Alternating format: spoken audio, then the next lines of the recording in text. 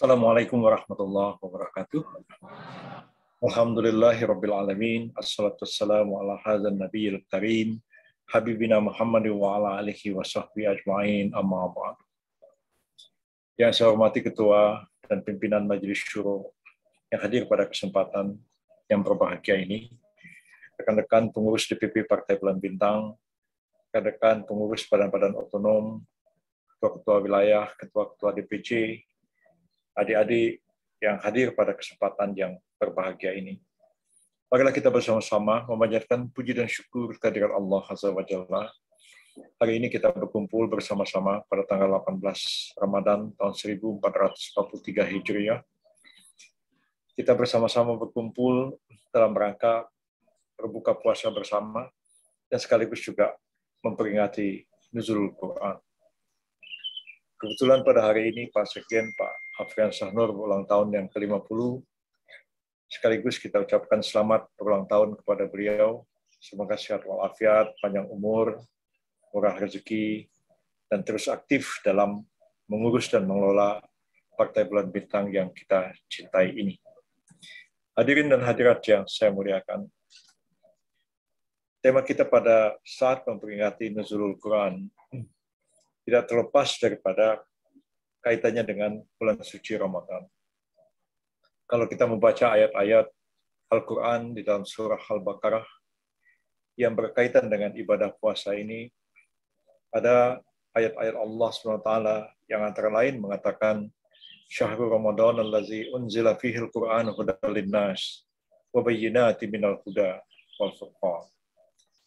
Dan di bulan suci Ramadan itulah kami menurunkan Al-Quran untuk dijadikan sebagai petunjuk bagi umat manusia.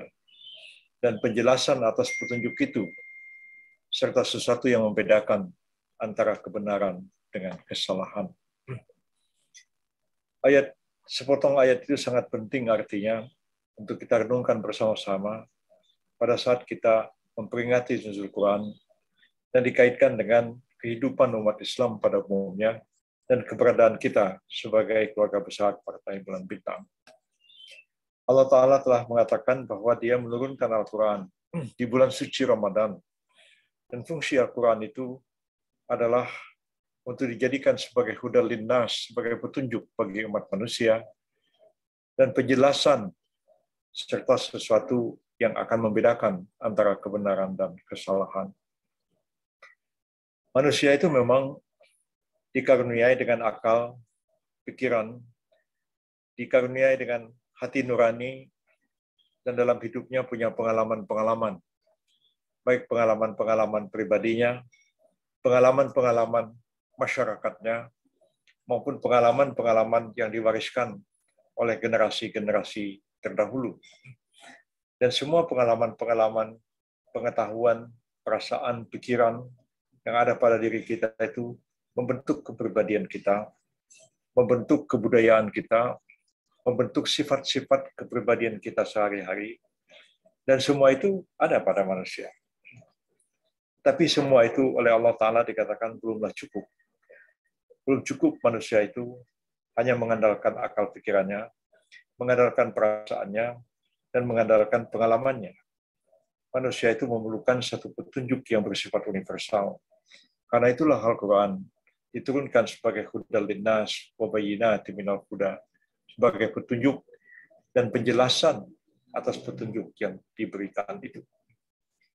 Al-Quran adalah kitab suci yang merupakan himpunan wahyu yang diterima oleh Allah SWT, yang dikirimkan oleh Allah, diturunkan oleh Allah SWT kepada Nabi besar Muhammad SAW dalam waktu yang cukup panjang, lebih dari 22 tahun lamanya.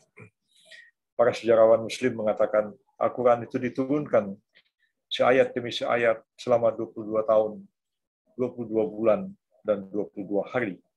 Mulai dari ayat yang pertama, Iqra' bismi rabbikal ladzi khalaq, sampai ayat yang terakhir, Al-yawma akmaltu lakum dinakum wa atmamtu 'alaikum ni'mati wa raditu lakumul Islam madina. Ayat yang pertama adalah perintah untuk membaca kepada manusia. Dan kemudian dikatakan Allah Ta'ala itu mengajari manusia tentang sesuatu yang tidak mungkin dapat diketahuinya. Alamal insana ma lam ya'lam. Dia mengajari manusia tentang sesuatu yang tidak diketahuinya. Lalu turunlah ayat-ayat Al-Quran itu sebagai bentuk pengajaran kepada manusia, bentuk penjelasan kepada manusia, sampai akhirnya ayat yang terakhir turun, mengatakan, Al-yawma akmaltu lakum dinakum.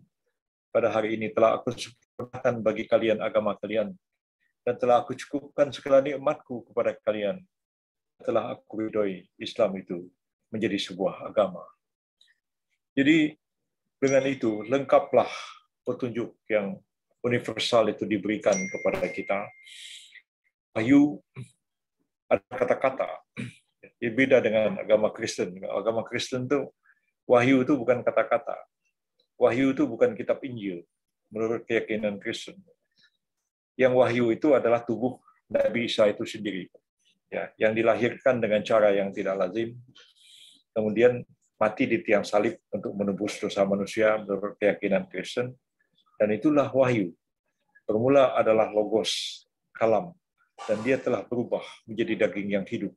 Itu yang dikatakan di dalam kitab Injil. Yang Quran sedikit mengatakan hal itu. Isa kalamullah. Isa itu adalah kalimat Allah yang diciptakan dengan kalimat Allah. Bagi kita, wahyu itu teks yang tertuang di dalam Al-Quran, dalam bahasa Arab yang jelas, dibukukan mulai dari ayat yang pertama turun sampai dengan ayat yang terakhir, tidak dikurangi, tidak ditambahi, seayat, sekalimat, sekata, suruh pun tidak. Seperti itulah keadaannya, dan dikatakan oleh Al-Quran, bahwa Allah yang menurunkan Al-Quran, dan Allah lah yang menjaga Al-Quran itu. Di dunia ini ada jutaan orang hafal Al-Quran, dari awal sampai akhir, hafal luar kepala. Ada teks Al-Quran yang asli, yang disimpan di Museum Topkapi, di Turki, di Istanbul.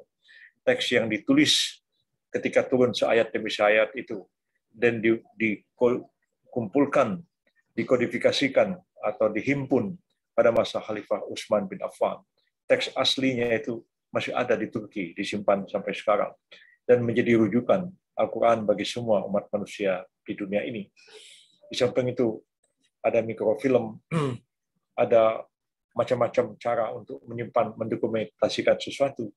Tapi yang tidak kalah pentingnya, Al-Quran itu ada teksnya yang asli, yang disimpan di Museum Istanbul, dan ada ribuan, jutaan orang yang hafal Al-Quran itu luar kepala. Dan karena itu, kalau orang salah menulis Al-Quran, ya akan mudah dikoreksi oleh orang-orang yang hafal Al-Quran itu. Dan Al-Quran itu adalah sebuah teks dalam bahasa Arab yang jelas. Oleh karena di dalam agama Kristen, wahyu itu bukanlah kitab Injil, maka tidak ada teks yang asli. Sampai hari ini belum ditemukan di mana teks yang asli dari kitab Injil itu. Yang ada adalah catatan-catatan yang dibuat oleh para sahabat atau pengikut Nabi Isa. Ada yang dinamakan Injil Matius, Injil Lukas, ya Injil Yohanes, dan macam-macam. Ada kisah rasul-rasul. Nah, ada lagi kitab-kitab Injil yang tidak resmi diakui oleh gereja Kristen, seperti kitab Injil Barnabas. Nah, di rumah saya ini ada Injil yang agak nyeleneh, namanya The Gospel of Judas Iscariot. Jadi Injil Judas Iscariot yang dituduh oleh orang-orang Kristen sebagai pengkhianat, yang menunjukkan yang mana Yesus itu katanya. Nah, ditangkap terus disalib. Nah, Yudas itu adalah pengikut Yesus, dan dia juga punya kitab Injil sendiri. Namanya The Gospel of Judas. Nah, jadi banyak versi kitab Injil, seperti kitab-kitab hadis ya. Menurut cerita ini dari ini, banyak sekali himpunan-himpunan hadis. Begitulah kitab Injil yang ada sekarang itu adalah hadis-hadis, ya, riwayat, apa yang dilihat, disaksikan orang, apa yang didengar, apa yang mereka tahu tentang Nabi Isa alaihissalam. Nah, petunjuk universal itu ya tidak berubah buat selama-lamanya. Karena wahyu itu tertuang dalam bahasa Arab yang asli. Lalu orang membaca Al-Quran, itu membaca teks aslinya. Jadi kalau orang membaca terjemahannya, dia bukan mengaji namanya. Dia bukan membaca Quran. Orang mengaji itu membaca teks aslinya. Ya, kalau membaca terjemahannya, dia bukan membaca teks aslinya. Dia membaca Al-Quran. Oleh karena orang sholat itu membaca wahyu, ya, maka sholat tidak bisa pakai bahasa Turki atau pakai bahasa Jawa atau pakai bahasa Indonesia. Karena kalau dia baca Al-Quran, Al-Fatihah itu dalam bahasa Jawa, ya, atau bahasa Indonesia, dia bukan membaca wahyu, dia membaca terjemahan Quran ke dalam bahasa Jawa. Jadi sholatnya tidak sah sama sekali. Jadi simple. Sering orang tanya sama saya, kenapa Pak Yusril? Orang Islam itu kok harus sholat sembayangnya itu pakai bahasa Arab? Apa nggak boleh pakai bahasa Papua? Apa nggak boleh pakai bahasa Tetum, bahasanya orang Timur Timur? Saya bilang nggak bisa, karena yang dibaca itu wahyu. Dan yang wahyu itu teks yang aslinya, yang diwahyukan oleh Allah kepada Nabi Muhammad melalui malaikat Jibril, dan teksnya itu didiktekan kata demi kata, dan itulah wahyu. Ya. Jadi kalau diterjemahkan atau Al-Qur'annya pakai bahasa Arabnya zaman sekarang, bahasa Arabnya gaya Saudi, ya nggak sah juga. Bahasa Arab gaya Saudi sekarang bukan bahasa Arab Al-Qur'an yang dijadikan sebagai wahyu itu. Nah, karena itulah kita mempunyai kitab yang universal sebagai petunjuk bagi umat manusia dimanapun mereka hidup dan kapanpun mereka itu hidup. Ya, tentu kita hidup di zaman yang berbeda-beda. Ya, pemahaman kita terhadap Al-Quran dari waktu ke waktu juga akan berbeda-beda. Ya, sesuai dengan pengalaman, ilmu pengetahuan, filosofi yang kita miliki, adat istiadat yang kita miliki, ada macam-macam pemahaman kita terhadap Al-Quran. Tapi tidak apa-apa. Al-Quran itu tetap dia merupakan petunjuk universal bagi umat manusia. Jadi sebenarnya tidak perlu dibilang ada Islam Nusantara, atau ada Islam Pakistan, atau ada Islam India, atau Islam Malaysia. Yang ada di dunia ini hanya ada satu Islam. Tapi bagaimana orang menafsirkan Islam, bagaimana orang menerapkan Islam, terutama dalam kehidupan sosial, kemasyarakatan, dan politik mereka, itu memang akan berbeda-beda. Tapi tidak usah dikatakan bahwa seolah-olah ada Islam yang agak berbeda dengan satu tempat dengan tempat yang lain. Islam itu tetap dia merupakan unity in diversity. Dia bersatu dalam hal yang prinsip, yang pokok. Dia bisa berbeda-beda dalam hal penerapannya. Ya. Jadi misalnya orang kalau mau menunaikan sholat itu ya harus menutup aurat. Jelas sekali aturan-aturannya di dalam ajaran Islam. Tapi bagaimana orang membuat baju? Pergi aja ke Arab Saudi, ya kan? Ada baju gaya orang Jawa, ada baju gaya orang Melayu, ada baju Cina, ada baju orang Jepang, baju orang Turki, ada baju orang Senegal, ada baju orang Tanzania. Ya, macam-macam warnanya, macam-macam bentuk, macam-macam potongannya. Bolehkah itu? Boleh. Sepanjang dia menutupi aurat. Nah, jadi kira-kira seperti itulah. Ada keragaman dalam pelaksanaan, tapi ada kesatuan dalam prinsip. Dan saya kira hal seperti itu yang harus kita pegang teguh dalam Islam. Nah, kita di Indonesia ini berkeinginan juga untuk melaksanakan tuntunan dari ajaran Islam itu yang pokok-pokok tidak ada masalah, semua sama, di mana-mana dilaksanakan seperti itu. Tapi ketika kita menerapkan dalam kehidupan sosial dan politik, ya, tentu kita mempunyai pengalaman yang berbeda dengan Pakistan sebagai satu contoh, dengan Malaysia sebagai satu contoh, dengan Saudi Arabia sebagai satu contoh lagi, dengan Mesir dan lain-lain negara-negara Muslim. Tentu dalam kehidupan sosial dan politik, kehidupan bernegara itu agak berbeda-beda. Baik karena pengalaman mereka punya kerajaan di masa yang lalu, mereka punya agama besar sebelum kedatangan Islam. Ya, mereka pernah dijajah oleh bangsa tertentu. Itu akan mempunyai pengaruh yang berbeda-beda.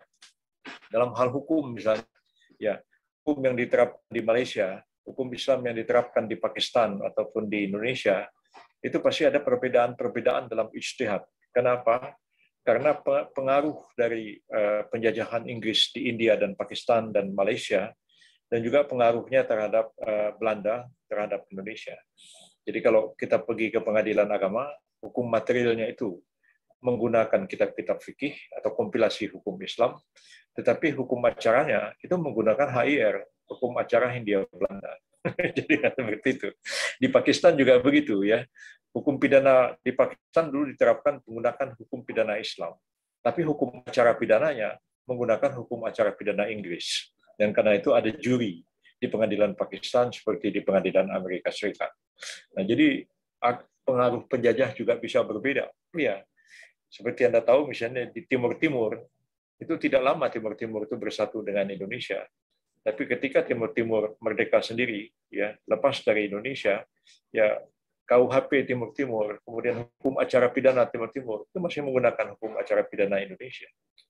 Jadi jaksa-jaksa Timur Timur itu dulu termasuk orang yang ngajarin mereka, ngajarin calon-calon jaksa, calon hakim di Timur Timur. Nah, ketika dia merdeka, ya ilmu yang saya ajarin itu ya masih itu aja dia terapkan di sana. Ya, bahkan mereka bilang sebenarnya lebih enak berbahasa Indonesia daripada menggunakan bahasa Portugis yang sekarang ini sebagai bahasa resminya di Timur Timur. Nah, jadi Indonesia tentu punya pengalaman-pengalaman berbeda, punya tantangan-tantangan yang berbeda.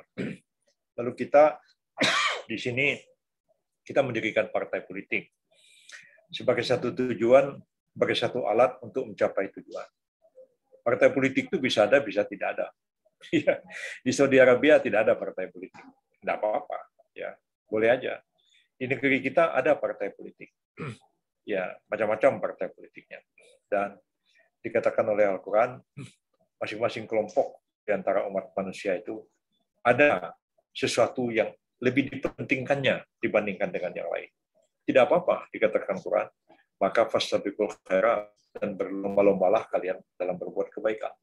Jadi mau bikin partai macam-macam di sini silahkan aja, tapi jangan caci maki yang lain, jangan fitnah, ya, jangan bikin rumor saja tiap hari kerjanya, dan kemudian partai politik itu ya walaupun banyak harus tetap saling menghormati, dan mari mereka berlomba-lomba untuk berbuat kebaikan bagi kemaslahatan kita bersama.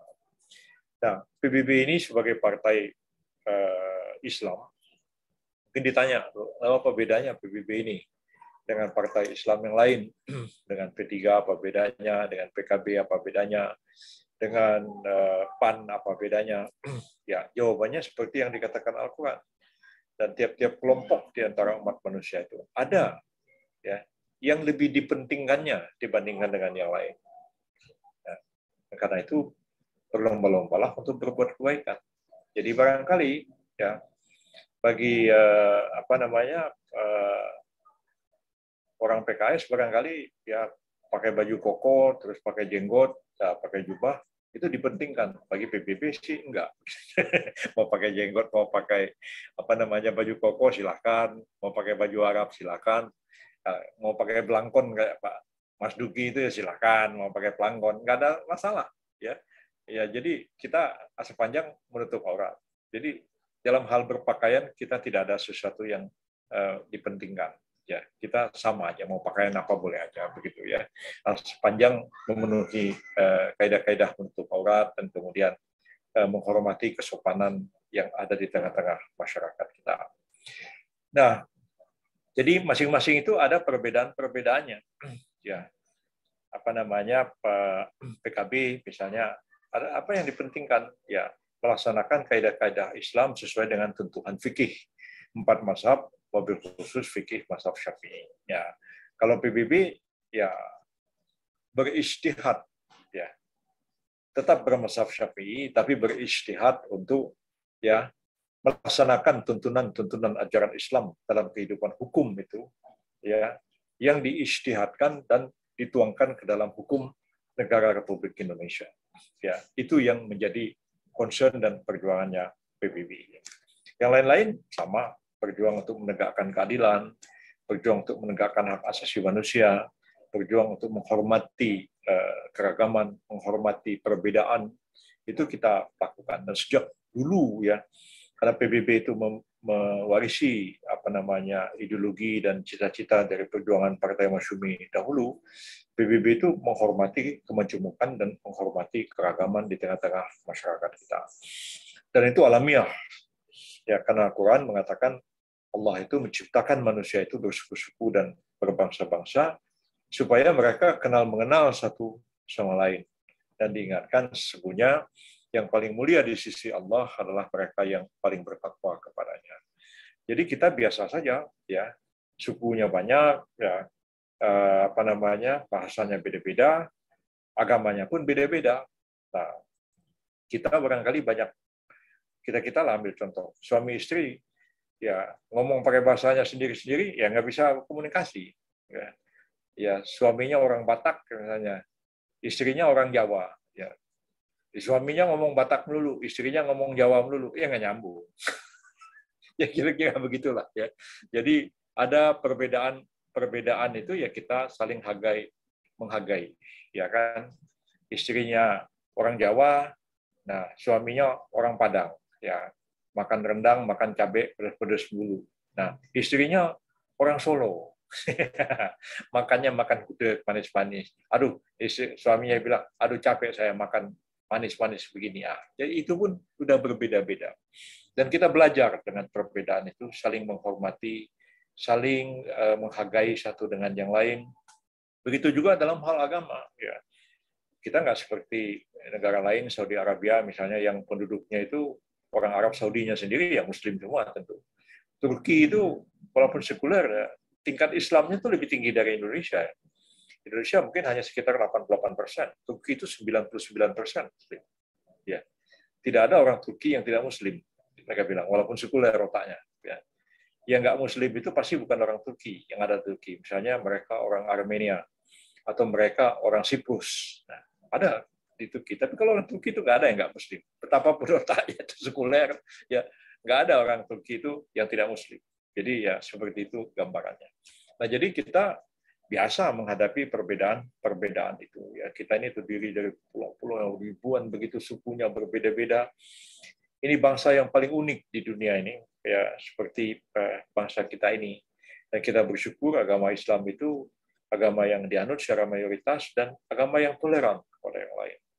Dan Partai Bulan Bintang pun seperti itu juga, ya tidak pernah memaksa-maksa orang, tidak nakutin orang. Nah, saya satu hari waktu Gus Dur jadi presiden, saya jadi Menteri Kehakiman. Terus Gus Dur manggil saya, ada apa Gus? Saya bilang, ini loh Mas Yusril, ya sampean tuh jadi Menteri Kehakiman, orang Kristen, orang Katolik itu ketakutan sama sampean. Ah, siapa yang takut sama saya, Gus? Gus juga ada aja, saya bilang. Mana ada orang Kristen, orang Katolik ketakutan sama saya? Itu nggak ada. Saya bilang, Gus juga ada aja. Maunya apa ini? Kalau mau ngomong yang benar aja. Ya ini, supaya orang Kristen Katolik tidak takut, ya saya tuh membentuk Komisi Hukum Nasional, katanya, dan membentuk Ombudsman. Ya. Ombudsman itu diketuai orang Katolik, namanya Anton Suyata. Ya. Kalau Komisi Hukum Nasional itu diketuai orang Kristen Protestan, namanya Profesor Sahetapi. Ya, gimana pendapat sampean? Katanya. Saya bilang, kalau mau bentuk aja, jangan bilang-bilang orang Kristen takut sama saya, gue kadang-kadang aja. Saya bilang kan gitu. jadi nggak ada, ya, nggak ada takut, nggak ada takut juga, karena kita selalu mengayomi semua, kita bersikap moderat kepada semua, dan kita berlaku adil pada kita semua, ya. Jadi nanti kalau Partai Bulan Bintang ini menang, ya nanti orang Kristen disuruh masuk Islam semua, ya orang Hindu disuruh masuk Islam semua, enggak, ya. Ya tetaplah agama itu tidak boleh dipaksakan kepada yang lain. Dan tugas negara itu ya adalah melindungi, mengayomi, dan kemudian memfasilitasi, mendukung kegiatan-kegiatan agama-agama itu. Dan pikiran-pikiran saya banyak sekali mempengaruhi negara atau mempengaruhi daerah-daerah. Ya, saya bilang di negara Pancasila ini negara itu harus terlibat dalam membina kehidupan beragama. Kita bukan negara sekuler kayak Filipina begitu, tidak boleh APBN itu dipakai untuk membantu gereja Katolik misalnya atau bikin masjid, itu nggak boleh dipilih. Itu negaranya sekuler. Ya. Di Malaysia ya hanya agama Islam yang dibantu karena Islam itu agama resmi negara. Ya. Jadi cuma masjid yang dibantu, dibangun oleh pemerintah, pegawai-pegawainya digaji, tukang mukul beduk juga digaji, tukang marbotnya juga digaji, imam masjid juga digaji. Karena Islam itu agama resmi negara Malaysia, dan karena itu dia bagian integral daripada negara. Nah, kita di negara Pancasila ini bagaimana? Saya bilang negara kita ini tidak didasarkan pada agama tertentu, seperti Malaysia yang Islam, atau negara sekuler seperti Filipina. Negara kita ini ketuhanan yang Maha Esa, ya, maka agama wajib melindungi, mengayomi, membantu, dan memfasilitasi semua agama. Nah, makanya banyak di daerah-daerah konsultasi sama saya. Gimana Pak Yusril? Termasuk di kampung saya. Selama ini kita cuma APBD daerah itu membantu masjid, rehabilitasi masjid, ya, membantu pembangunan masjid. Nah, gimana kalau kelenteng? Tanya sama saya. Kelenteng itu perlu dibantu nggak pakai APBD? Loh, saya bilang, di kampung kita ini orang Cina 22%. Ya, banyak 22% itu. 1/5 penduduknya itu orang keturunan Cina. Dan barangkali setengah itu beragama Konghucu. Ya, setengahnya itu ada Buddha, Kristen, dan lain-lain. Dan kelentengnya banyak. Ya, saya bilang, ya, kalau kelenteng rusak, ya dibantulah pakai dana APBD. Ya, jadi semua agama itu diberi perlindungan, pengayoman secara proporsional. Ya, apa namanya, sesuai jumlah rumah ibadatnya, sesuai jumlah pemeluknya, ya, dan karena itu proporsional itu akan ada keadilan di dalamnya. Seperti itu. Jadi tidak terlalu salah kalau misalnya di Kabupaten Mimika di Papua, APBD Kabupaten Mimika itu ada disediakan untuk membangun sebuah gereja di sana. Ya sah aja. Ya, APBD di apa namanya Kabupaten Lombok Tengah ya ada disediakan untuk membangun masjid raya. Itu malah beberapa tahun APBD. Boleh saja. Ya, tidak ada yang salah. Ya, PBB itu ya kira-kira seperti itu. Pikirannya itu sangat moderat, mengakomodasi yang lain-lain. Karena itulah yang kata Pak Ferry tadi, PBB itu akan menjadi partai umatan wasatan, ya, partai yang di tengah-tengah. Ya. Kalian ini adalah umatan wasatan, ya, umat yang di tengah-tengah. Ya. Jadi tidak ekstrem kiri, tidak ekstrem kanan. Ya. Dia moderat. Nah, kira-kira seperti itu. Dan kita ini juga rahmatal lil alamin, jadi rahmat bagi seluruh semesta alam ini. Jadi agama Islam itu tidak hanya bermanfaat atau menguntungkan orang Islam, menguntungkan juga orang beragama-agama lain. Agama Kristen juga diuntungkan, beragama Hindu juga diuntungkan, karena nggak akan diganggu-ganggu. Ya sebenarnya seperti itu. Jadi karena itu banyak perilaku yang salah di masyarakat, baik dilakukan oleh kalangan Islam maupun oleh kalangan penganut Kristen, penganut agama Hindu, dan lain-lain. Ya, itu kesalahan-kesalahan doktrin, bukan kesalahan-kesalahan doktrin agama, itu kesalahan penafsiran orang dan perilaku dari umatnya sendiri. Dan karena itu harus kita melakukan koreksi terus-menerus terhadap perilaku mereka ini agar sesuai dengan tuntunan agama. Dan karena itu kita menyebarluaskan PBB ini kepada segenap masyarakat Indonesia dan mengatakan kepada mereka, kita ini bukan ekstrim, ya, bukan ekstrim kiri, bukan ekstrim kanan, ya, tapi kita ini ada di tengah-tengah. Nah, kalau zaman dulu, zaman Orde Baru, ya saya waktu itu diperiksa sama Kopkamtib, sama almarhum Pak Sudomo. Nah, orangnya galak, dimentak-mentak. Jadi bilang apa katanya? Orang Belitung itu ekstremis semua. Apa yang ekstremis? Saya bilang. Ya itu. Ya, ekstrem kiri, contohnya DNID. Ekstrem kanan, contohnya ini. Ya, tunjuk saya. Pak Domo. Ya, waktu jadi Kopkamtib galak begitu. Tapi sudah tua, udah pensiun. Beliau ketemu saya, dia bilang, ini saudara Yusril ya? Ya, iya Pak. Saya tidak bisa lupa sama saudara. Saudara ini langganan saya. Dulu saya jadi Kopkamtib, katanya. Saya ini ya, saya minta maaf ya yang lalu-lalu. Oh, Pak Domo, saya sudah melupakan semua itu. Ya. Bapak sudah orang Muslim yang baik ya. Karena itu saya memaafkan. Kita nggak boleh dendam kepada orang lain. Walaupun mungkin satu saat kita dizalimi. Ya. Saya kenal Pak Nasir, Pak Muhammad Rum, dipenjarakan sama Bung Karno sekian tahun ya. Tapi ketika mereka keluar, saya tidak pernah mendengar ada kata-kata yang tidak baik ya yang dilontarkan oleh beliau kepada Bung Karno. Nggak ada ya. Jadi apalagi tuntunan agama kita mengatakan apalagi orang itu sudah meninggal ya. Orang sudah meninggal ya kita kenanglah yang baik-baiknya saja, yang jahat-jahatnya, yang jelek-jeleknya kita lupakan saja.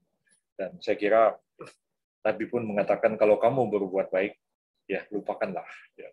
Tapi kalau kamu berbuat, bukan, kalau kamu memberi sesuatu kepada orang lain, lupakanlah. Ya. Tapi kalau kamu diberi oleh orang lain, kamu ingat-ingatlah. Nah, itu tuntunan seperti itu. Saya kadang-kadang ada orang udah berjam-jam nungguin saya pulang ke rumah, di depan rumah saya tuh. Ada pengawal bilang, Pak, ada orang dari pagi itu nungguin Bapak mau ketemu. Kita udah bilang Bapak sedang keluar kota, tapi orangnya nggak mau pulang, mau ketemu Bapak. Oh iyalah, berangkat. Tahu orangnya itu datang, bawa ayam jago. Ayamnya itu kalau di kampung saya itu bikin sarung nangka tuh dari pohon pelepah kelapa, dianyam-anyam begitu. Nah, kalau di kampung saya nyarungin buah nangka, dalamnya isinya ayam jago, digendong ayam. Saya mau ngasih ayam jago ini sama Pak Yusri. Loh, terima kasih Pak, jauh-jauh dari kampung bawain saya ayam jago. Ini tanda terima kasih saya Pak. Anak saya tukang beca, ya. Sambil ngayu beca kuliah di IAIN Ciputat. Nah, terus berhenti jadi tukang becak. Saya tanya, kenapa kamu berhenti tukang becak? Saya nggak tukang becak lagi. Ada orang bantu saya sekolah. Siapa yang bantu? Pak Yusril. Dikasih uang cukup sampai tamat sekolahnya. Anak bapak namanya siapa? Disebut, saya bukan minta maaf, saya pura-pura tawadu. Saya sendiri udah lupa. Mana orangnya yang dulu saya bantu? Jadi saya betul-betul mencoba untuk mengamalkan apa yang dikatakan oleh Nabi. Apabila kamu memberi sesuatu pada orang lain, lupakanlah. Tapi apabila orang lain memberi sesuatu kepada kamu, ingat-ingatlah. Ya, ingatlah budi orang, ingatlah kebaikan orang kepada kita. Tapi kalau kita membantu orang, ya kita lupain aja.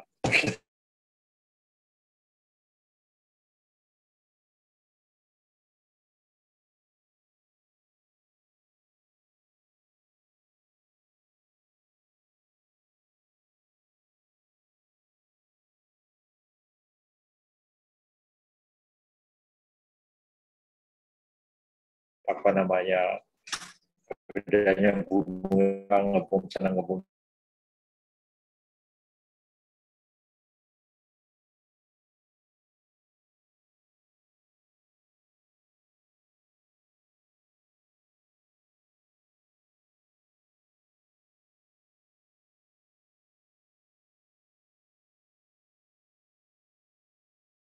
Dengan cara-cara yang curang, cara-cara kekerasan dan lain-lain, itu jauh daripada partai dan bintang kita ini.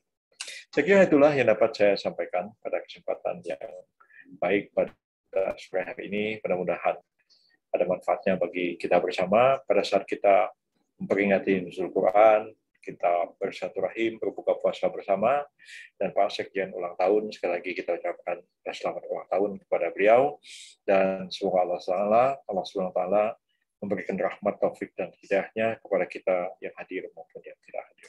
Barakallahu li wa lakum. Wassalamualaikum warahmatullahi wabarakatuh.